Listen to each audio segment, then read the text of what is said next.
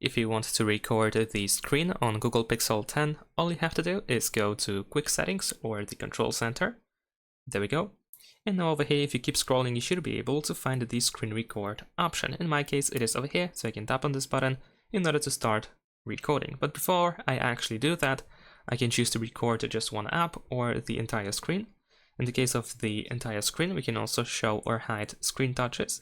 And of course, we can choose which audio we want to record. So we can record the device audio, microphone, or both. And if you disable this option, then you don't record any sound. Press record screen, and then we have the countdown over here where we have notifications. And there we go. In order to stop recording, you can tap on the widget here at the top, and then press stop recording. Or you can go to notifications and press stop over here, or go back to quick settings and just tap on the button here. And that's it. Thanks for watching, leave a like and subscribe.